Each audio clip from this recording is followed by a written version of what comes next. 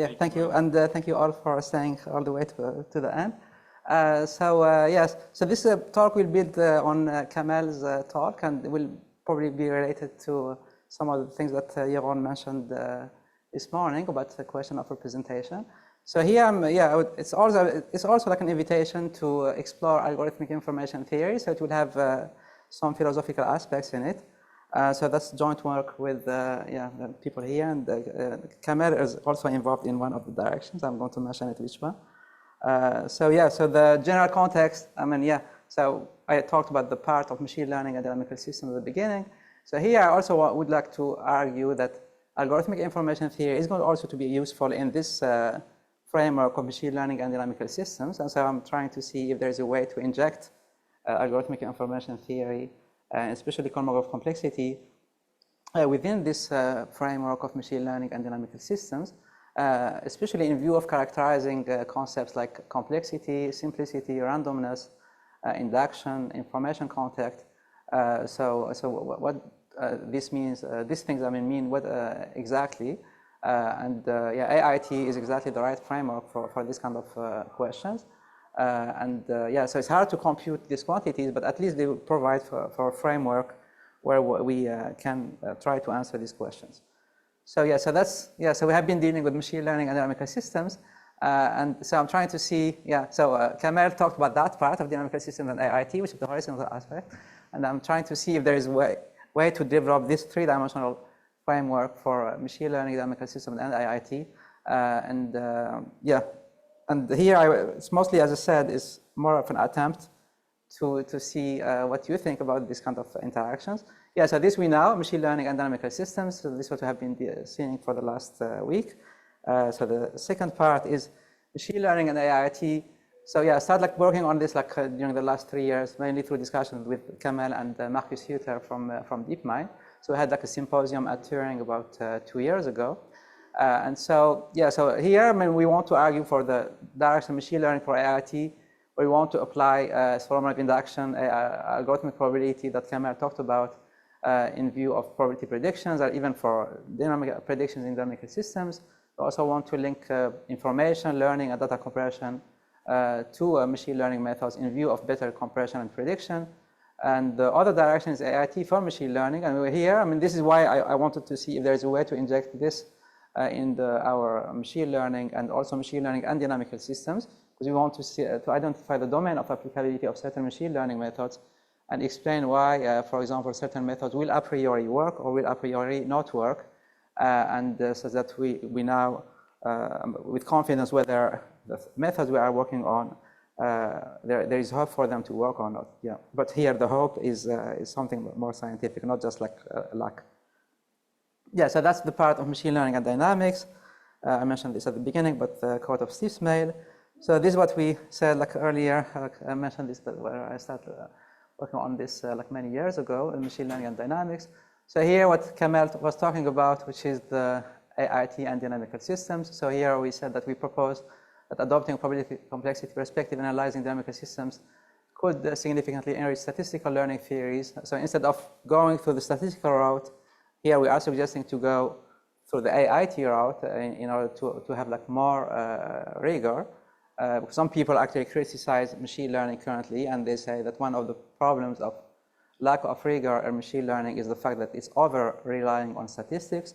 So maybe people like Marcus Hutter, they suggest to go the route of AIT instead of just statistics in order to give it a better foundation. So here I'm trying to see if there is a way that we also look at our work as a community in machine learning and dynamics, and we go also to try to inject AIT perspectives.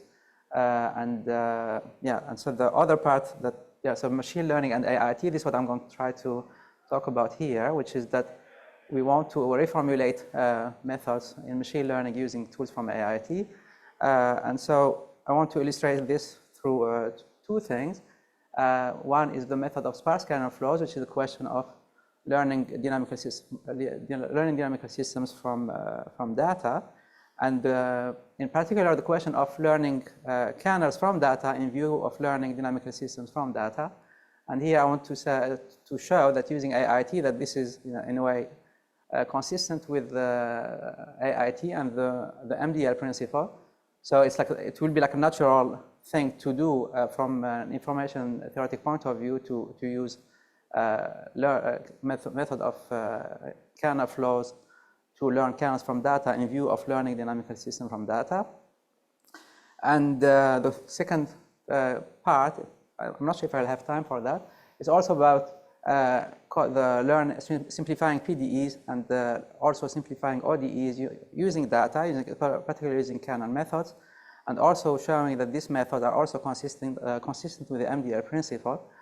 And yeah, so Jeroen's talk this morning, the question of representation is related here. It's not directly the same techniques, but it seems to be related, because kernel methods are really about like finding the right coordinate system where you can do predictions for, in the case of dynamics, or also simplification of PDEs and ODEs.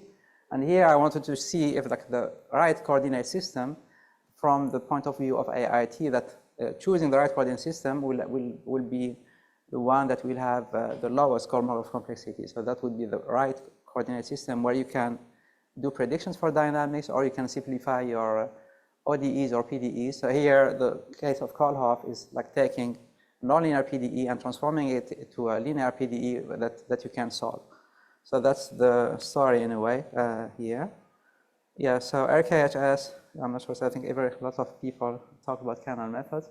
So historically, yeah, so they appeared in the 30s really, when the people were trying to do computations of nonlinear systems they didn't have like computational power, so they were looking for ways of doing complex computations using linear techniques. So the question of embedding metric space into Hilbert spaces showed up, and a lot of work has been done in that direction. It was shown that if the metric satisfies certain conditions, it's possible to embed the metric space into special kind of Hilbert spaces.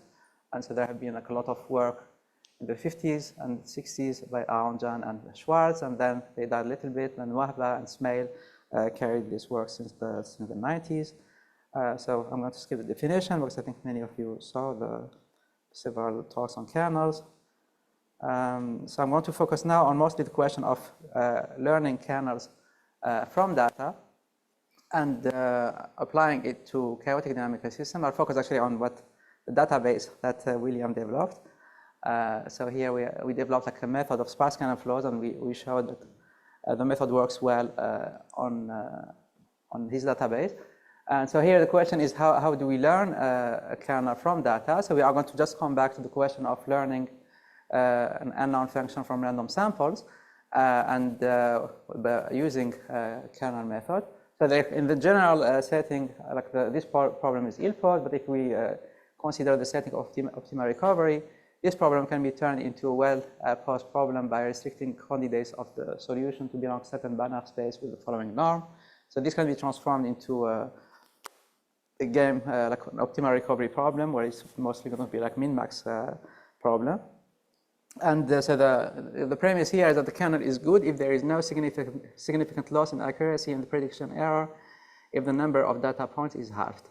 So that's the metric that will be used to optimize the kernel. But I mean here, for me, like the way I started like thinking about AIT is by this thing about how if we reduce the number of points. So we say that the kernel is good if there is no significant loss in accuracy in the prediction if we halve the number of data points. So which means there is a sense of compression, so that we are going to compress the data we are using. And so when we talk about compression, it's automatically directly related to Kolmogorov complexity. So here I want to reformulate this question of kernel flows using Kolmogorov complexity and argue that yes, that this method is optimal also in the sense of AIT. So here the rho is the prediction with the capital N points. Vs is with the capital N over 2, and then in practice, what happens is that if you have a kernel that is parameterized by theta, so the kernel flow algorithm can then be described as follows. So you take a sample of size n and then a subsample of size n over 2. You compute the metric, so which is going to be of this form. And then in order to learn the parameters of the kernel, you just evolve theta in the gradient descent direction of rho, i.e. that theta k plus 1 is equal to theta k minus delta gradient of rho with respect to theta, and then you'll have convergence of theta. So in a way, it's like also like like a trainable machine learning method. I mean, it's not a neural network, but it's also based. It's based on kernels, but it's not a neural network. But you can construct kernels you can construct neural networks from kernels. Yeah. So then we applied this to problem of prediction of time series from chaotic dynamics. So here we just we have time series x1 to xn. We want to predict the next step, xn plus 1. So we work on the assumption that the dynamic can be approximated by the following dynamical system. So we assume that there is a time delay, whether we know it or not. We assume that we don't know it, but we're not going to talk about how we estimated it. We introduced like a new method to estimate the time delay. So we are going to view this problem as like problem of learning an n-norm function from random samples, where f dagger is the function, and then the x is the present and past values, and yk is the future value. Yeah. So with this we know from kernel method that this is the solution. Feilu also talked about this like in the morning, about how you find like good estimates, and that will be interesting to see how his work could help improving this kind of results. And so we also introduced different variants of kernel flows, because here we are dealing with dynamical systems, so it's not only learning an n-norm function from random samples. So the first metric is the classical one, but then we can also go define new metrics, one that is associated to Lyapunov exponents. And so we say that kernel is good if the estimate of Lyapunov exponent here is maximal, but it could be like also other Lyapunov exponents if you are interested in many in other ones. So we can have the sum of different Lyapunov exponents. So here say that kernel is good if the estimate of the maximum Lyapunov exponent from capital N points versus capital N over 2 points doesn't change much. And so this would be the metric over which we are running our algorithm to estimate the parameters of the kernel. So that is like more of long-term metric for the dynamics. And then MMD, which is like also contains statistical properties of the dynamical system, where we take the two samples, S1 and S2, and then we compute the MMD between two different samples. And so here we conjecture that it's related to the Frobenius-Perron operator because it has statistical properties of the dynamical system. And then the last metric would be more of an attractor quantity, where you are interested in, we said the kernel is good if the Hausdorff distance between the cross-section of the attractor from capital N points versus capital N over 2 points doesn't change much when we run the algorithm. So this is what the main metrics we use. And so we use like a dictionary, and we introduced this method of sparse kernel flows. So we have like a sum of elemental kernels, and then we have this loss where we have sparsification over the coefficients, and then we minimize this criterion, and then we applied it on Williams' database. At that time it was 131, now it became 135. So we use this kernel, which has about 40 parameters, and then we wanted to see if this kernel can attack the whole class of systems at once. And and then it worked well. So this is basically what we got in this method of sparse kernel flows. So for example, this example one that is in the database. So we got the regular kernel flows versus sparse kernel flows. So it's like gives good attractor reconstruction, and same for this system. So here regular kernel flows didn't do well, but then sparse kernel flows did quite well. And then we have this kind of tables where we have like the short-term predictions, like SMAP errors versus Hausdorff distance, which is like about attractor reconstruction. We want to see whether we are doing both. We are doing well both in the short term and long term, and then the method worked well on all the systems.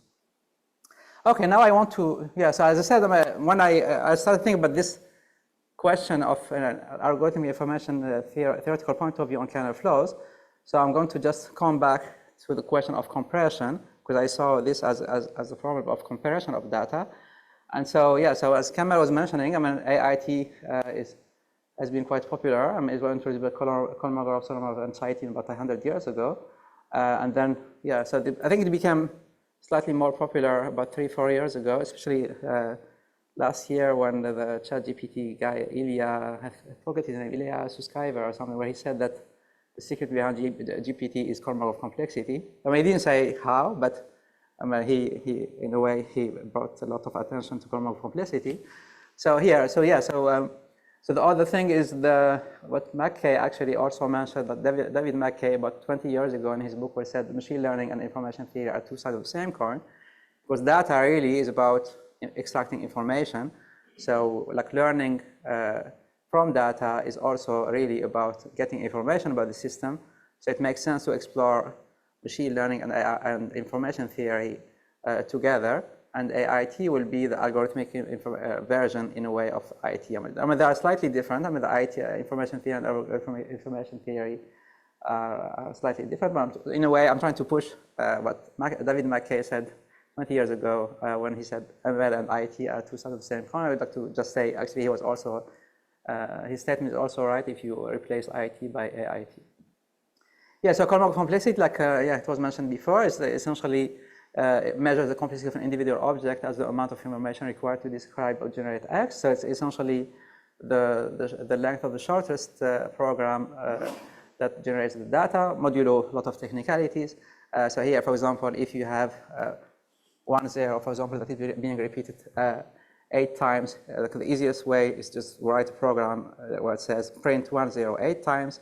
But if you have a lot of irregularity, where you have like a random generated sequence, for example, so I don't know how to, here's what was meant to say, that if you have a random sequence, then the Kolmogorov complexity will be larger and it will be equal to approximately n bits. If you have like n bits that are being generated, then the Kolmogorov complexity will be higher.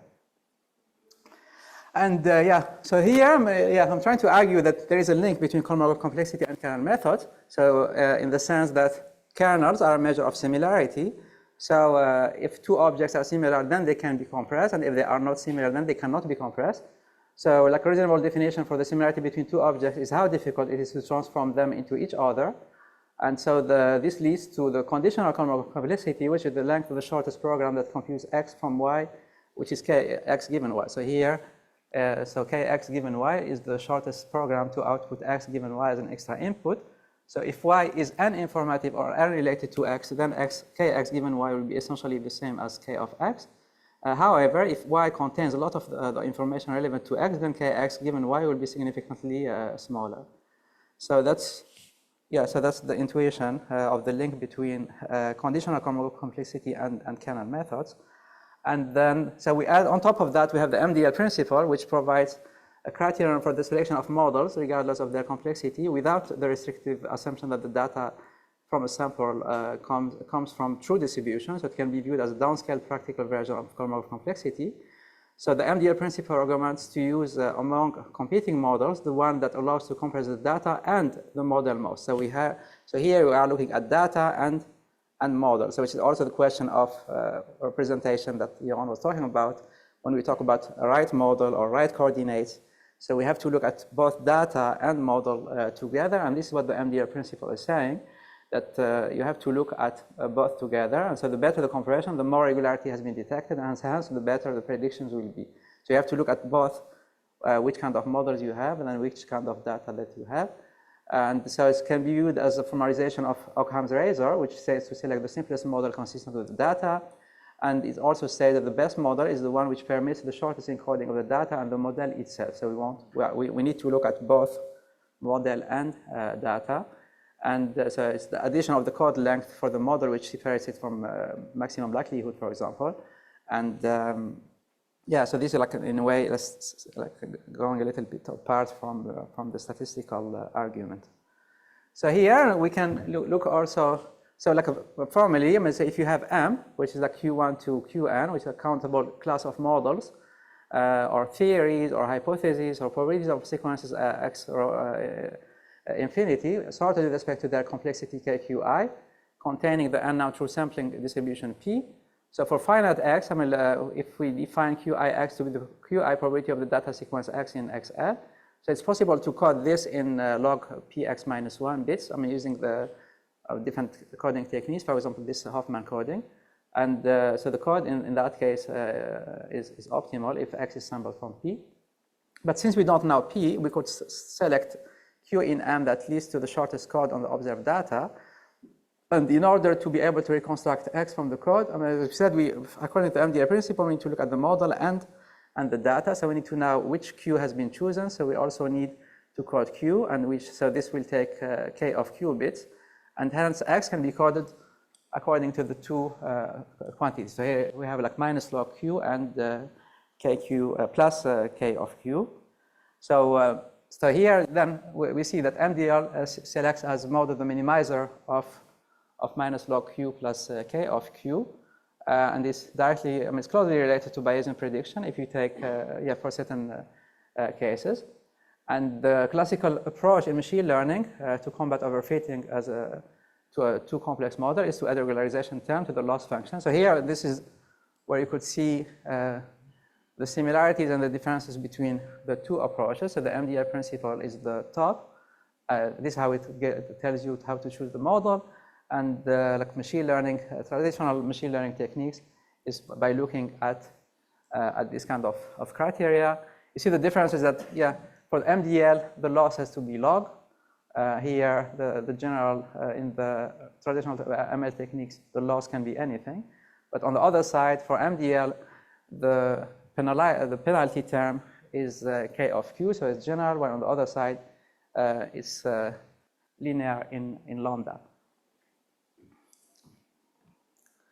So this is what I was mentioning. So the difference and commonality between MDL and regularization in machine learning are as follows. The MDL principle is completely general. It makes no assumption whatsoever on the underlying model class, rho, no IID or stationarity or ergodicity or parametric or smoothness assumptions, while regularization in machine learning is somewhat tailored towards IID data. MDL is limited to log loss, while any loss can be used in regularization in machine learning. Regularization in machine learning requires choosing a penalty R and tuning its strength via lambda, often by cross-validation, while the MDL theory dictates the penalty term that is directly related to Kolmogorov complexity.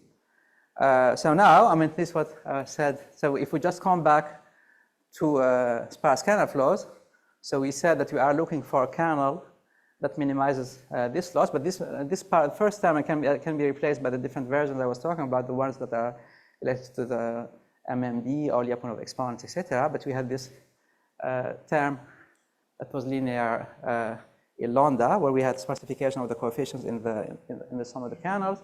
So here we wanted, so here we already we showed in the paper that that in reality the loss, this loss comes from the MDL principle, where the penalty term is P over 2 log n. So in a way, so the P over 2 log n is the MDL regularization term, and so, but since it's hard to compute, because we would have to solve 2 over m optimization problem corresponding to the combinatorial problem where one solves m minus p out of m of the theta I set to 0. So then, like an approximation of this of the first criterion is the second criterion. So this is, in a way, can be viewed as a question of what you call like surrogate loss, where the idea is to replace the loss that is hard to compute with another loss that is computationally more tractable. And so that's essentially sparse kernel flows is the natural way to learn kernels from data. You can refer to the proof in the paper, but that was the story here, is that to reformulate the loss itself in such a way that it becomes consistent with MDL. And hence we show the sparse kernel flows is the natural way to learn kernels from data. And so there is no need to use cross-validation to justify its efficiency. And everything follows from the AIT without needing to go through the statistical route. And so the fact that sparse kernel flows consider that the kernel is good if the number of points can be halved without loss in performance. So here half means compression. And we also reduce the number of parameters in the coefficients through sparsification, like through sparse kernel flows. So this makes it consistent with AIT and with the MDL principle, where the goal is to reduce data and the length of the model. And here we conjecture that the minimal number of points that are needed in the reduction of the number of data points are the covering numbers that show up in RKHS theory. So I'm running over time. So I want to go quickly over the PDE part, simplification of PDEs via Kohlhoff. So I think like many of you are familiar with Kohlhoff. So here nonlinear PDEs are harder to solve and interpret. Nonlinear PDEs can exhibit chaotic behavior. So So the dynamics of linear and nonlinear PDEs, it's easy to know what is the differences. And yeah, transformation between nonlinear and linear PDEs are hard to find analytically. So we propose to do that using kernel methods, and in particular by learning the kernels that allow you to simplify PDEs and also ODEs. So ODEs is most like a normal forms, Poincare normal forms flavor, where you want to transform ODEs to the simplest normal form. Here, all the PDEs also simplify, whether by linearizing the PDE or making it simpler to analyze. So I'm going to skip this part, so that's how we did it using kernel methods. So here we just had to reformulate classical kernel ridge regression because we are dealing with PDEs. So yeah, I mean, there are some results where we see how the recovered Kohlhoff. So we have the recovery of the heat kernel versus when we learn the kernel, and also the Kohlhoff transformation. And so the problem here, the problem of simplifying PDEs using kernel method is consistent with the MDL principle, since we are using the simplest model. So we are simply mapping to the simplest model, whether it's linear or the simplest if it's not linearizable. So we also try to find the conditions over which we can find transformations that linearize PDEs. But it's just some simple class of PDEs, and I understand that PDE world is quite complex. And the minimal number of points, because we are also injecting sparse kernel flows in the way we are learning the kernels and the transformation. Yeah, okay, to conclude, so here, yeah, we introduced the method of sparse kernel flows and showed that it is efficient in learning a large class of dynamical systems. So we formulated the problem of learning kernels from data using the MDL principle, and we showed that the loss involved in the method of sparse kernel flows can be viewed as a problem of data compression, and that the problem of learning kernels from data using kernel flows can be viewed as a problem of choosing the shortest description, where the minimum description length principle can be applied.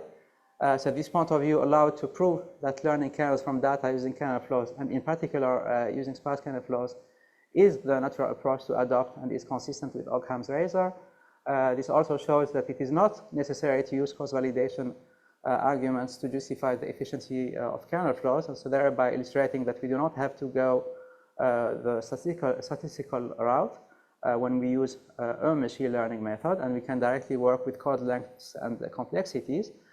Same way of thinking applies to simplifying linearizing PDEs and also ODEs. I need to mention the normal forms part. And the ultimate goal here is to reformulate other machine learning and also other machine learning and dynamical systems problems from an AIT point of view, in view of giving them a more solid foundation. And these are some of the references, including the ones that we had with Kamel on the direction of AIT and dynamical systems. And yeah, thank you for your attention. And again, thanks all for coming to this conference. It was a very nice to see all of you here. Yeah, I'm looking forward to seeing you at the other editions. Yeah.